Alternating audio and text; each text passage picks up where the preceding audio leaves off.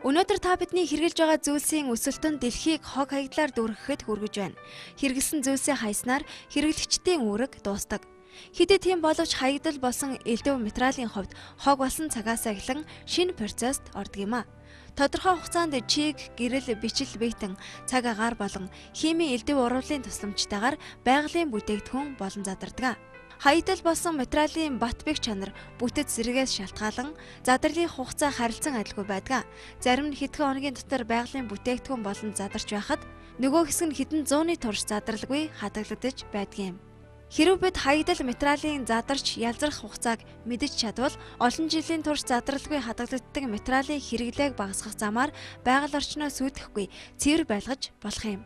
Энэ бол зөвхөн бидэнд ч бус дэлхийн бүх хүмүүст бидний хойч үе өөр хүүхдүүдэд хэрэгтэй юм а. Жишээ нь таны татаж хайсан тамхины үлдэгдэл 3 сар орчим хөрсөн дээр байдаг байна. Янжуур нь байгалийн гаралтай эслэг болон тамхины ургамлаас бүтдэг. Тиймээс хөрсөн дээр ялзрах хугацаа нь тэмч урт биш юм. Таны санамсаргүй хайсан тамхины иш, нарны туяа, бороо болон бичил биетүүдийн тусламжтайгаар 3 сарын дотор бүрэн задарч, ялзарч дуустдаг байна. Харин янжуурын иш үйлдвэрийн хувьд задарлын хугацаа нь 1-2 жил болдог байна. Харин таны ажиллаад хайсан бох ойролцоогоор 5 жил хүрсэн дээр тогтдог байна. Та бидний өдөр тутмын хэрэглээ болсон бохыг байгалийн гаралтай, каучук, нийлэг ирзэн, амтд болон өнгө оруулагч зэргээр хийдэг. Бохыг зажилж байх үед түүнд агуулгадах амт болон өнгө оруулагч нь хүний биед үлдэж шингэдэг бол харин хүний биед шингэдэггүй үлдсэн хэсэгт нь агуулгадах байгалийн гаралтай каучук нь агаар дахь хүчил төрөгчийн тусламжтайгаар богино хугацаанд задардаг бол нийлэг ирзэний задрах хугацаа урт байдаг бөгөөд өөрөөр хэлбэл 5 жил болдог байна.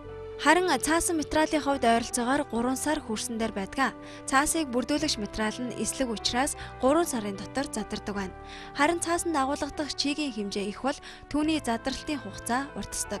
Учир нь чиг гэрлэн задралын хугацааг уртасгахад нөлөөлдөг. Энэ нь хэрэв цаас гэрэлчийг багтаа хөрсөнд шигдсэн бол түүний задралын хугацаа богино байна гэсэн үг юм. Харин байгалийн бүтээгдэхүүн болсон мод үндсэндээ эслэгээс тогтдог. Хэрэв мод будагтай бол түүний уусах хугацааны хэмжээгээр модны задрах, ялзрах хугацаа уртасдаг. Мод хэдий ч нэ жижиг байна, төдий ч нэ хурдан задарна гэсэн үг. Жишээ нь шүтэнцний мод ойролцоогоор 6 сарын хугацаанд задардаг байна.